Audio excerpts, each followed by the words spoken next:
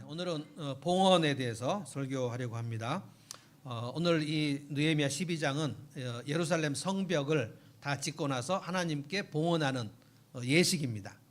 봉헌이라는 것은 봉자는 봉사할 때 봉자, 받들어서 헌은 올린다.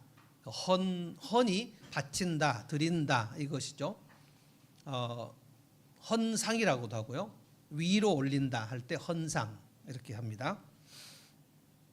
예술 작품은 어떤 작품을 스승에게서 오랫동안 배워가지고 자기가 이제 걸작품을 만들었을 때 그 작품을 스승의 이름으로 바친다 할 때 오마주라는 단어를 씁니다. 이 불어 같은데요. 오마주라는 거는 내 작품을 그 스승님께 헌상한다 이런 뜻으로 합니다.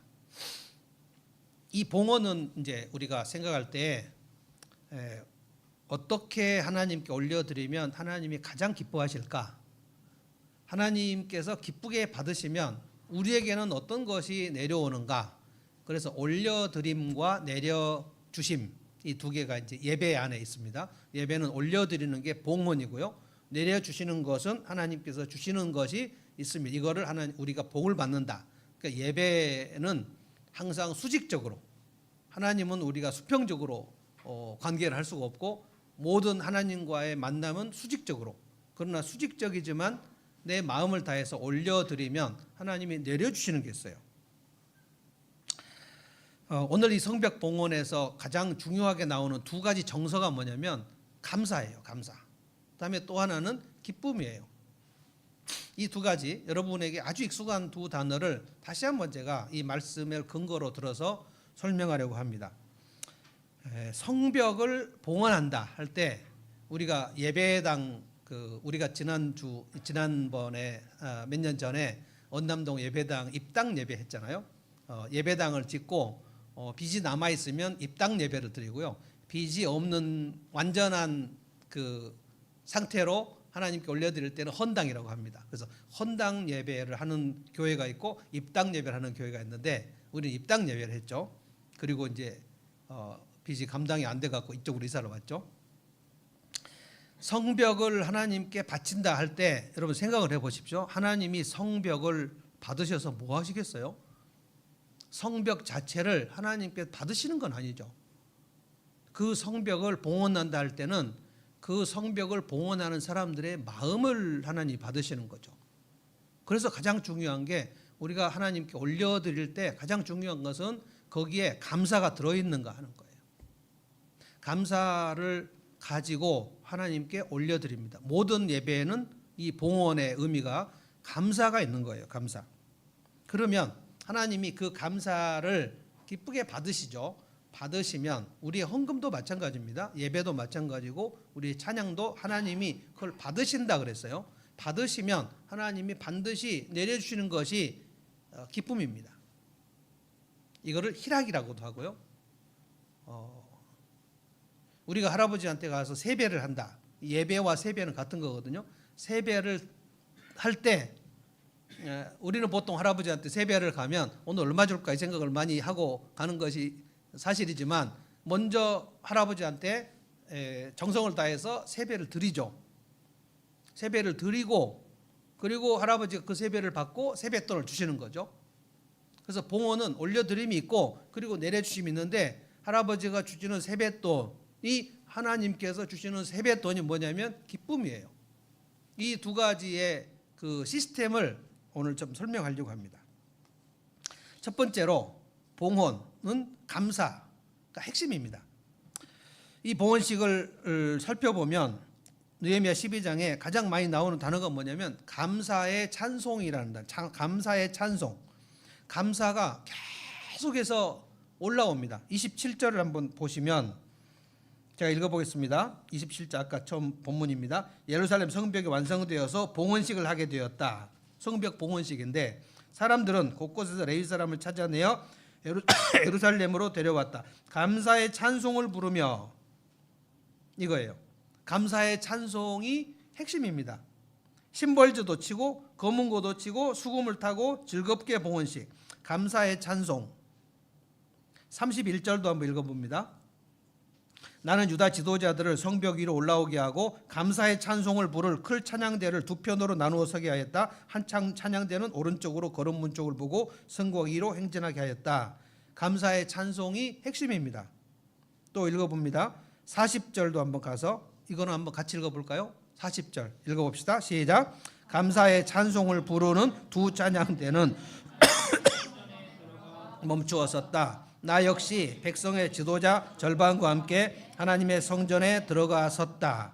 지금 느헤미야가 자기가 예루살렘 성벽 봉헌한 얘기를 기록으로 남기는데 계속 나오는 게 감사의 찬송을 우리가 어떻게 올릴 것인가 이거예요. 마치 이 감사를 드리는 수준이 거의 다윗 왕국에서 드렸던 예배가 재현되는 정도로 올라갔습니다. 그러니까 에스라 느헤미야의 그 영적 수준이 전 대단하다고 봅니다. 다윗 왕국 때 드렸던 예배가 이스라엘 전체 역사 중에서 가장 절정의 예배였거든요. 예배가 가장 절정이 되면 그 공동체는 하나님께서 가장 강성하게 합니다. 예배가 식어지면 그 사람의 삶의 모든 퀄리티 질은 낮아지고 예배가 뜨거워졌을 때, 예배가 살아났을 때는 가장 그 삶을 하나님께서 붙들고 가시는 거거든요. 근데 거기서 핵심이 감사해라는 거예요. 자, 27절을 다시 한번 보면 사람들이 곳곳에서 레위 사람들을 찾아왔다 그랬어요. 레위 사람들을 찾아와요. 레위 사람들이 필요해요. 왜냐하면 이 레위 사람들, 레위인들은 뭐냐면 하나님 앞에 제사를 드리는 사람들이에요. 제사장도 레위인에서 나옵니다. 그리고 성전 문지기들도 레위인들이 합니다. 그리고 성전에서 찬양하는 사람도 레위인들입니다. 찬양을 맡은 사람, 다윗 왕국 때 찬양을 맡은 사람의 음악 감독이 아삽이라는 사람인데 여기 지금 아삽의 자손들이 쭉 나옵니다. 근데 왜 레위 사람들이 데리고 왔다는 기록이 있냐면 그들이 하나님 앞에 예배를 아는 사람들이에요. 예배를 알아요.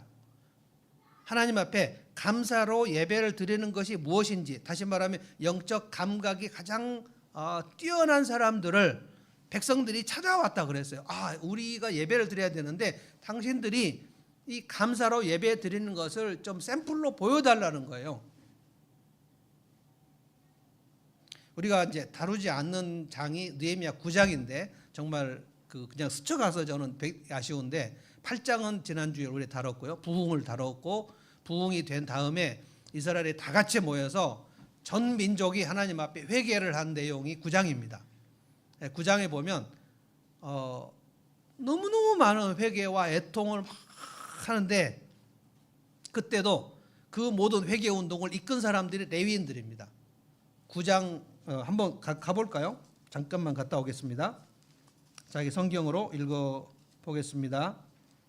제가 1절부터 3절까지 한번 읽겠습니다. 9장 1절 다 같이 보십시오. 그날 24일에 이스라엘 자손이 다 모여서 금식하면서 굵은 베옷을 입고 먼지를 뒤집어 썼다. 이스라엘 자손은 모든 이방 사람과 관계를 끊었다. 그들은 제자리에 선 채로 자신들의 허물과 조상들의 죄를 자백하였다. 모두들 제자리에서 일어나서 낮에 4분의 1은 주 하나님 율법책을 읽고 또 낮에 4분의 1은 자기들의 죄를 자백하고 주 하나님께 경배하였다. 이게 회개 운동입니다.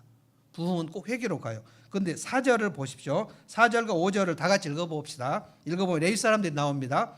4절 읽겠습니다. 시작. 단 위에는 레위 사람인 예수아와 바니와 스바냐와 분니와 세레비아와 바니와 그라니가 올라서서 주 하나님께 큰 소리로 부르짖었다. 5절도 레위 사람인 예수아와 감미엘과 바니와 하삼느야와 세레비아와 호디야와 스바냐와 부다이야가 외쳤다. 모두 일어나서 주 너희 하나님을 찬양하여라. 레위 사람들입니다. 그러니까 레위 사람들은 오늘 우리로 말하면 우리 중에 하나님 앞에 예배를 가장 드리는 영적 감각이 있는 사람들이 맨 앞에 서서 큰 소리로 하나님 앞에 막 죄를 고백합니다. 이 사람들을 성벽 봉헌할 때 또 불러왔다는 거예요. 그래서 봉헌에서 가장 중요한 것은 그가 영적 감각이 있는가 하는 거예요. 이들에게 하나님의 은혜가 가장 많아요. 물론 에스라 느헤미야가 하나님의 은혜가 가장 많아요. 그런데 이 레위인들에게도 에스라 느헤미야가 가진 그 영적 감각이 있어요. 그래서 어떤 예배든지 예배가 잘 드려지려면 그 공동체 구성원 중에 하나님 앞에 감사가 무엇인지를 아는 사람들이 모여 있어야 돼요. 그러니까 초신자들끼리 예배를 드리면 무엇인가 좀 맹숭맹숭한 게 뭐냐면, 이 초신자들은 하나님 앞에 감사가 무엇인지를 알긴 알지만 어린아이 수준으로 알아요. 가장 어린아이가 3살, 4살이 엄마 아빠 고마운 줄 모르겠습니까? 매일 밥 얻어먹고 옷 갈아입혀주고 그러는데 알죠? 어린아이가 알죠? 엄마 아빠 고마운 줄 알죠? 근데 3살짜리, 4살짜리가 엄마 아빠의 고마움을 아는 수준이라는 것은 지극히 미미한 거예요. 이게 적어도 20살이 넘어야 되고, 저는 20살이 넘어도 아주 어렵다고 봅니다만, 20살이 넘고 성인이 되면 우리 엄마 아빠가 참 고생했다는 것이 이제 생각이 좀 날락말락하고, 그리고 20대 후반이 돼야 돼요. 그리고 20대 후반을 지나서 30대가 되면 드디어 좀 철든 자녀들은 엄마 아빠가 나 키우느라고 정말 고생했구나. 그리고 결혼해서 아기를 키워보면서 진짜 고생했구나. 이 엄마 아빠의 감사를 알게 되는 그 수준은 어린아이 때부터 점점 진화되는 거거든요. 신앙도 초신자 수준에서 5년, 10년 지나면 감사가 점점 깊어지면 그 사람 신앙이 자랐다라고 얘기하는 거예요. 근데 아이가 20살이 지나고 20살이 지나고 40이 되고 50이 돼도 엄마 아빠에 대해서 감사하는 생각이 안 나고 원망만 가득한 사람도 있거든요. 하나님 앞에도 마찬가지입니다. 신앙생활을 5년, 10년, 20년 하는데도 하나님께 나올 때에 하나님 앞에 내가 받은 것보다 하나님이 안 해주신 것이 훨씬 더 많은 경우, 그러면 감사가 사라져요. 오늘 이 느헤미야 9장 보면 그들이 하나님의 선하심과 우리의 악함에 대해서 두 개를 막 생각합니다. 이게 회개입니다. 하나님은 그렇게 선하셨는데 우리는 왜 이렇게 악했을까? 그래서 회개를 할 때는 자기의 죄만 회개하는 게 아닙니다. 자기 조상들의 죄를 함께 회개합니다. 그래서 여러분들이 가정을 위해서 기도를 할 때 우리 엄마 아빠, 우리의 형제들의 하나님을 떠났던 것까지 함께 회개를 하는 것이 맞아요.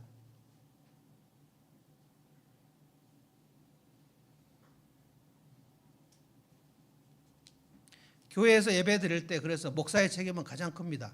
목사가 감사로 가득한 상태에서, 은혜가 가득한 상태에서 예배를 인도할 것인가, 아니면 그 목사가 한 주간 내내 매너리즘 속에 빠져가지고 예배가 또 돌아오네, 주일이 돌아오는데 뭘로 설교를 하지?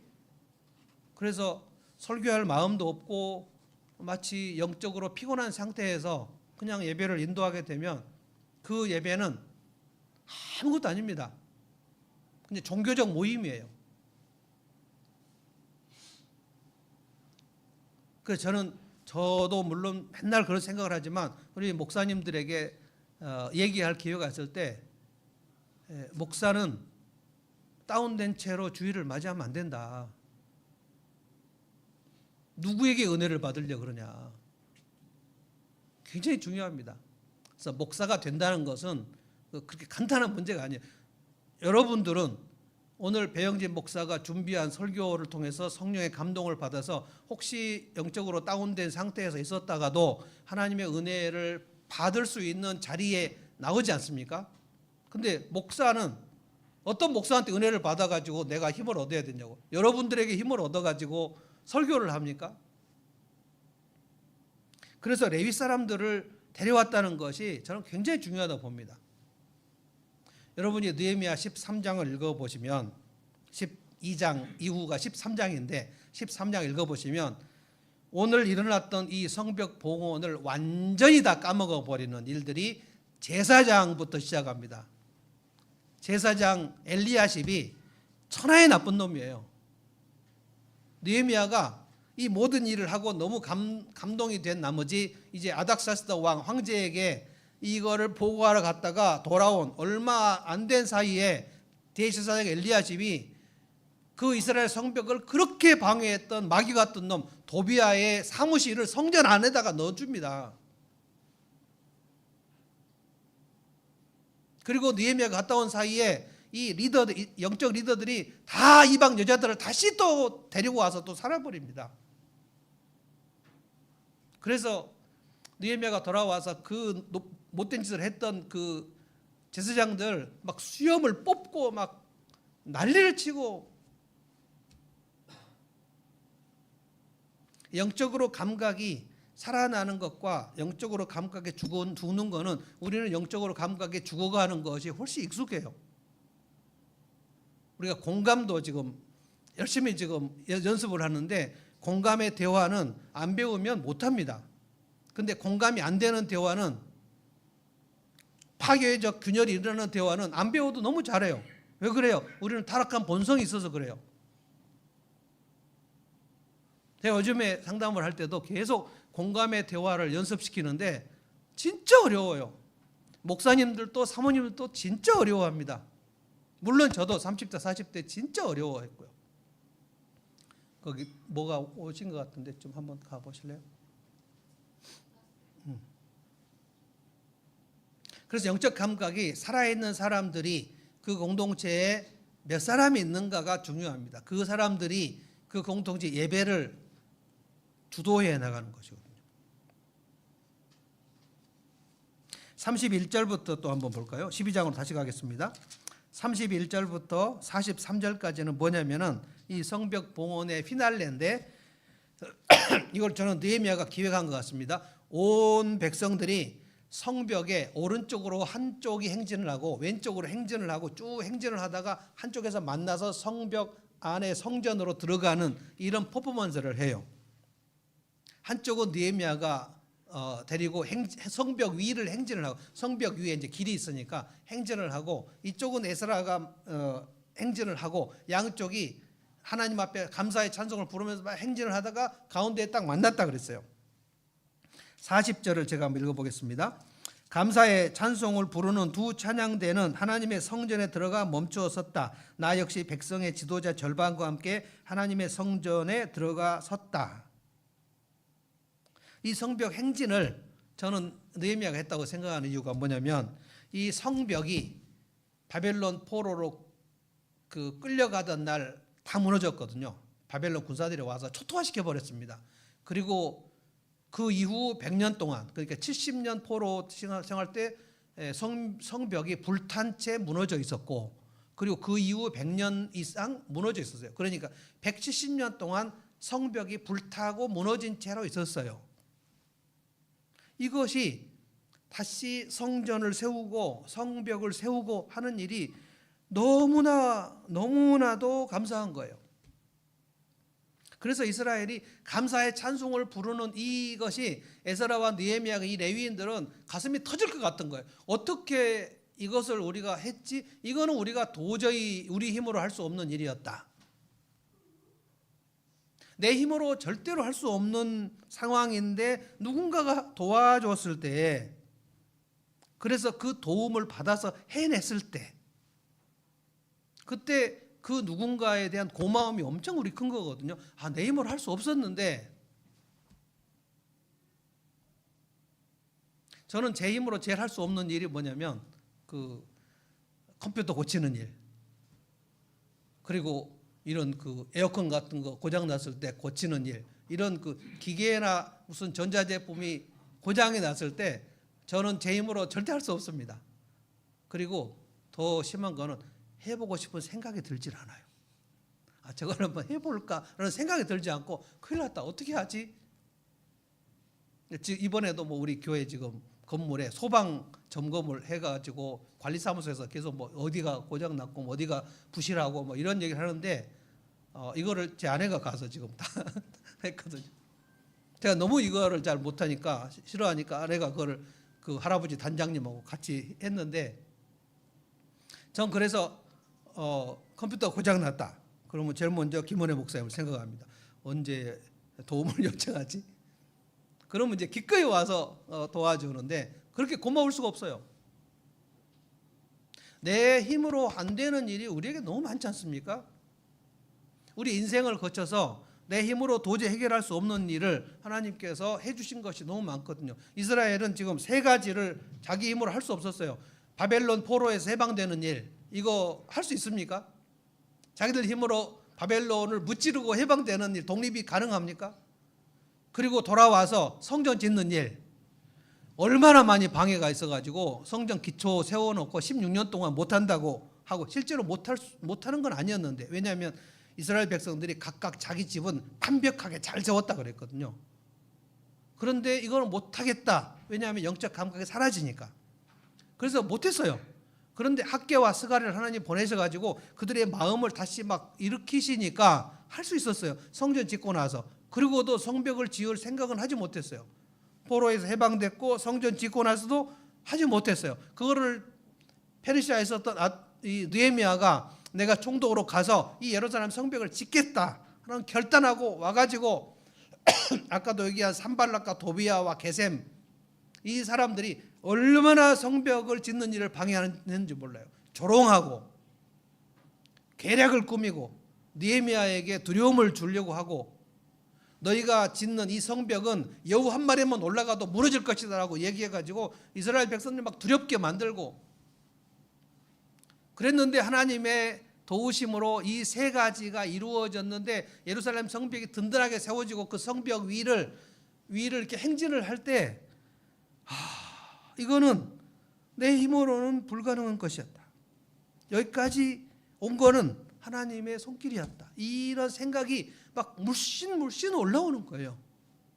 여러분, 그래서 내 인생을 돌아보면서, 그래, 그 기가 막힌 굴곡의 시간, 우여곡절이 있는 그 시간에 어떻게 내가 나왔지? 이거 계속해서 자기 인생의 서사를 계속해서 생각해보고 글로 써보고 목장 모임이나 이렇게 나눔의 시간에 또 얘기해보고, 그래서 자기 인생을, 내게 있었던 악을 선으로 바꾸신 하나님의 역사, 이것이 인생의 서사입니다. 서사.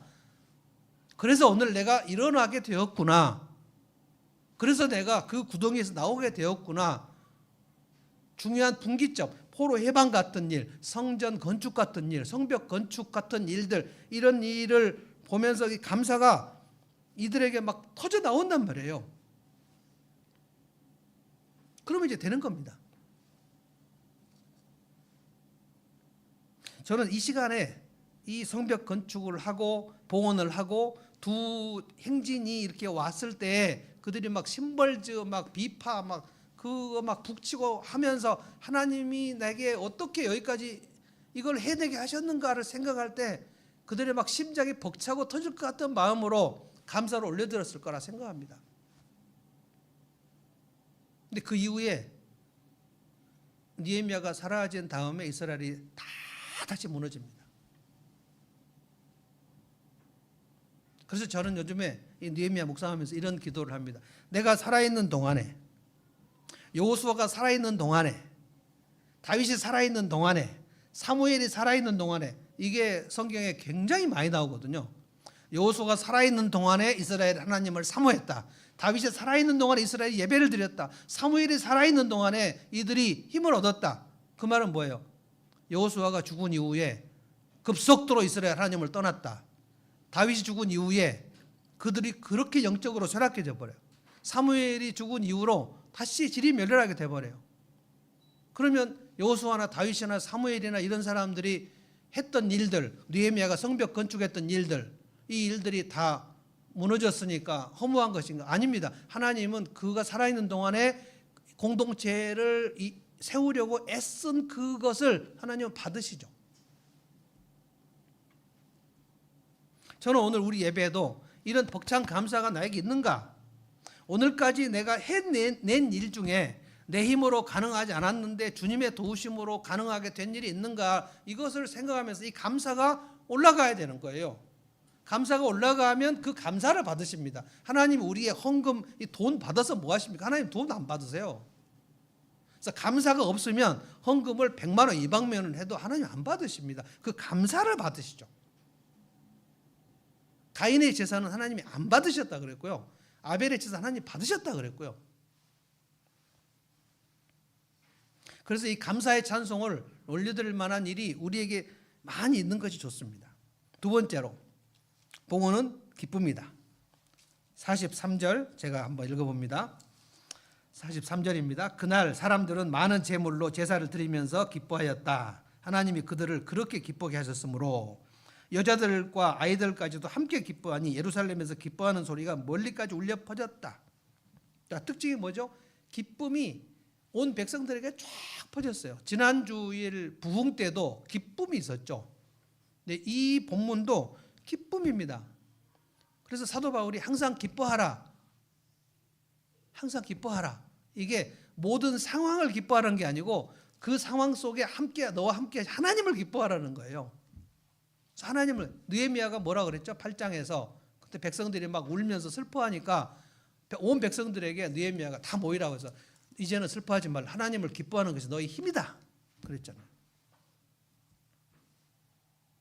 43절 보면 하나님이 그들을 그렇게 기쁘게 하셨으므로 하나님이 그들을 기쁘게 하셨다. 그러니까 기쁨은 하나님께로부터 오는 뭐죠? 하나님께로부터 오는 그 세뱃돈이에요. 할아버지가 그 손자의 세배를 받고 주는 5만 원짜리 세뱃돈이 기쁨이에요. 그러니까 감사가 올라가면 그 감사가 하나님께 상달되고 헌상이 된 증거로 기쁨이 내려오는 겁니다. 그래서 예배를 드리고 났는데 내 안에 하나님에 대한 그 기쁨이 샘솟듯하지 않았다. 그러면 그 감사가 내게서 하나님께 안 올라간 겁니다. 감사가 올라가지 않았는데 기쁨이 내려올 리가 없고요. 감사가 하나님께 올라갔는데 기쁨이 안 올 수가 없어요. 기쁨은 하나님이 우리에게 주신 세뱃돈이에요. 이 무너졌던 성벽, 불타버린 성문, 마음이 흩어졌던 우리 질이 멸렬한 이거를 하나님께서 우리를 모아주셨다. 흩어진 마음을 모아주셨다. 그랬구나. 하나님께 감사를 올려드렸더니 하나님께서 기쁨을 주셨다는 43절 우리 다시 한번 읽어볼까요? 다 같이 한 목소리로 한번 읽어봅시다. 43절 다시 읽습니다. 시작. 그날 사람들은 많은 제물로 드리면서 기뻐하였다. 하나님이 그들을 그렇게 기쁘게 하셨으므로 여자들과 아이들까지도 함께 기뻐하니 예루살렘에서 기뻐하는 소리가 멀리까지 울려 퍼졌다. 그러니까 희락은 그 예배가 봉헌이 되었다는 증거예요. 하나님께 내 예배가 올라갈 때 가장 중요한 것은 거기에 감사죠. 감사가 올라가면 기쁨이 내려옵니다. 올려드림은 감사고 내려주심은 기쁨이에요. 그러니까 내게 희락이 없다. 내게 뭔가 영적인 그런 그 열정이 없다. 예배 지루하다. 찬양도 지루하네. 나는 뭘 이렇게 하나님 앞에 헌신을 하고 싶지 않다. 이런 성도들이 엄청 많거든요. 영적인 그 식욕이 없는 사람들이 되게 많아요. 다운되어 있는 사람들. 그러니까 그들은 언젠가부터 하나님 앞에 올려드리는데 그냥 몸은 있었는데 예배 참석을 했는데 거기서 감사를 올려드리지 않은 증거입니다. 감사가 오지 않아요. 그러니까 하나님께서 내 힘으로 할 수 없는 일들을 하나님의 힘으로 하나님의 선한 손길로 내 삶에 이루어 주셨구나라는 그 감사가 올라가면 그 하나님께서 그에게 기쁨을 안 주실 수가 없어요. 이 기쁨이 있어야 담대함이 있는 겁니다. 이 기쁨이 있어야 그거를 새 힘이라고 그러죠. 하나님을 기뻐하는 것이 너의 힘이니라. 그러니까 하나님이 우리에게 기쁨을 주셔야 우리가 영적으로 살아갈 힘이 있고 일어날 힘이 있고 누구를 도와줄 힘이 있고 누구를 보살필 힘이 있어요.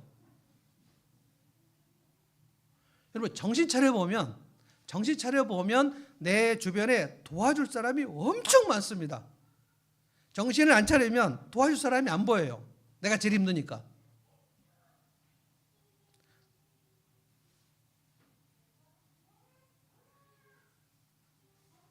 저는 지금 굉장히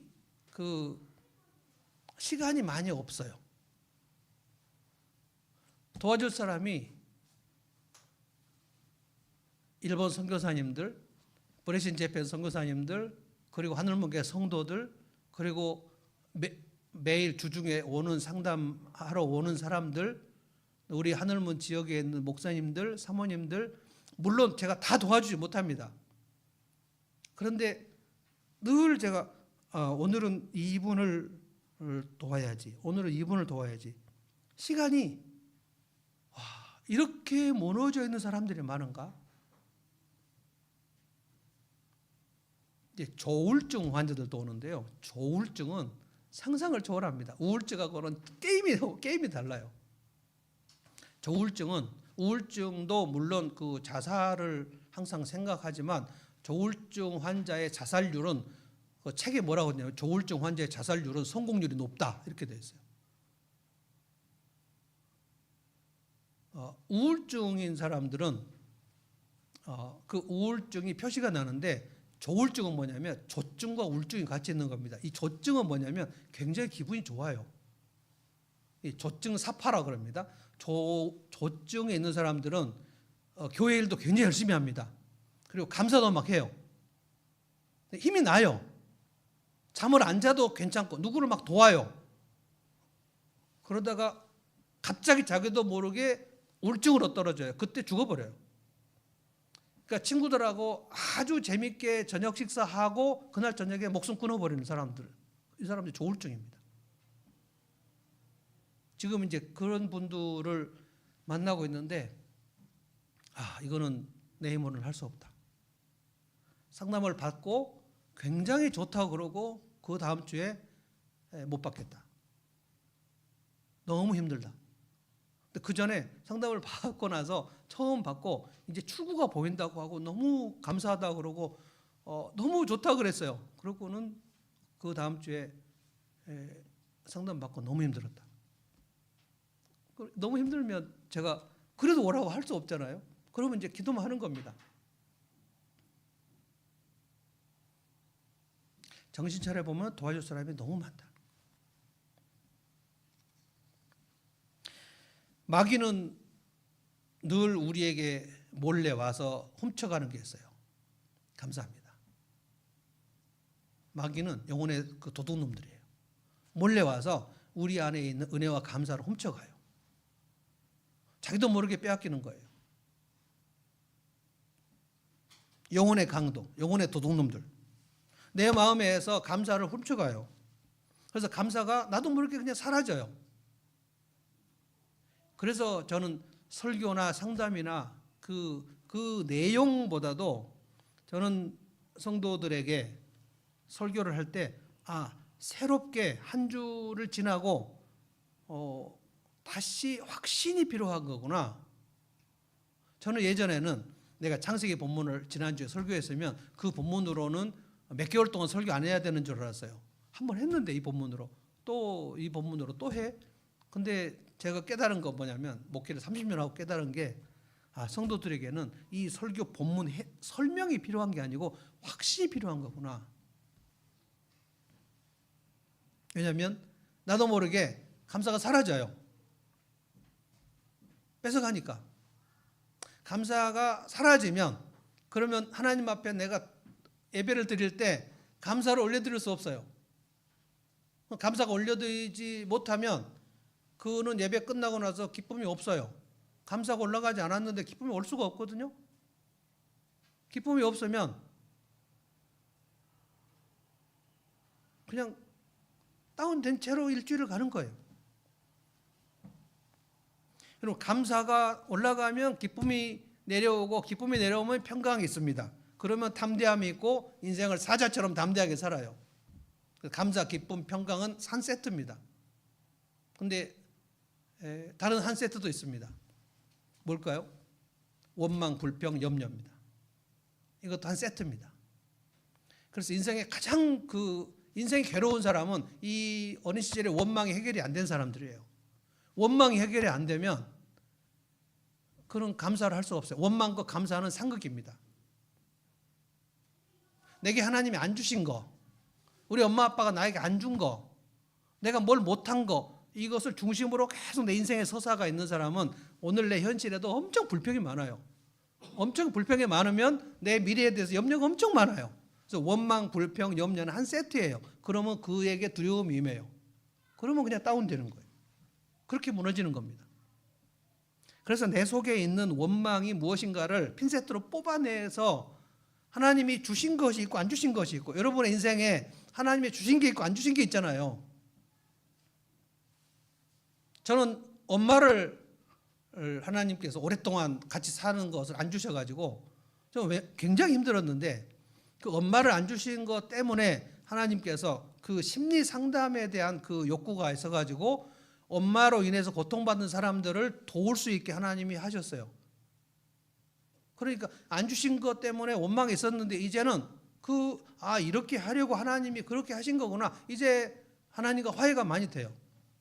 그래서 그렇게 된 거구나. 오늘 이스라엘 백성들 이 기쁨이 엄청납니다. 그래서 오늘 이제 43절까지 읽었는데 44절부터 보면 이스라엘 백성들이 그때서부터 자원하는 마음을 담아서 첫 열매와 11조와 성전 세를 드려가지고 소출이 없는 제사장과 레위인들을 엄청 먹입니다. 그래서 율법에 정한 대로 11조를 바치고 말씀대로 처음 익은 것과 11조를 곳간에 쌓고, 그래서 스룹바벨과 느헤미야 총독 재임 때에 이스라엘의 11조를 정확히 드려서 제사장과 레위 사람들이 풍성하게 먹어요. 모두 풍성하게 먹습니다.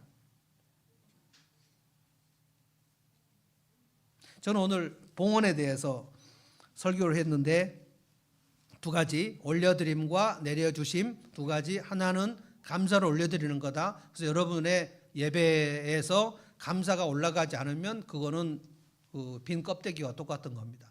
다시 생각을 하십시오. 하나님께서 내 힘으로 할 수 없는 일을 하나님이 하신 것들이 무엇인가를 돌아보면서 계속 얘기하십시오.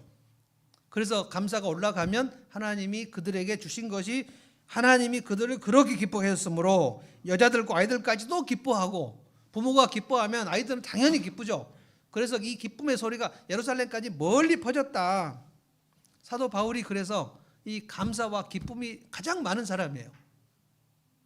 사도 바울의 감사와 기쁨은 그 당시에 가장 최고인 것 같습니다. 그래서 로마서 8장에 사도 바울은 뭐라고 선포했냐면, 하나님은 우리를 위하시는데 우리가 무슨 걱정이 있겠냐, 누가 우리를 그리스도의 사랑에서 끊겠냐, 환난이냐 곤고냐 기근이냐 적신이냐 위험이냐 칼이냐, 그거 우리에게 맨날 오지만 우리 주 예수 그리스도의 사랑에서 이것을 끊을 자가 없다. 그렇게 선포합니다. 그거 감옥 안에서 하는 얘기예요. 그리고 곧 순교할지 모르는 그 시간에 마음이 막 팽창이 되면서 두려움이 없어요. 그래서 이 봉헌을 할 때, 여러분이 매주일 예배를 드릴 때, 기도를 드릴 때, 헌금을 드릴 때, 그리고 집사님들 이제 내년에 헌신을 또 하셔서 일을 할 때, 그리고 우리 온 교회가 내년에 하나님 앞에 무엇인가 작은 일들을 하나님께 바쳐 드릴 때, 그때 가장 중요한 것은 감사 올려드리면 기쁨이 내려온다. 한번 따라서 하실까요? 감사를 올려드리면 기쁨을 내려주신다. 찬송하겠습니다.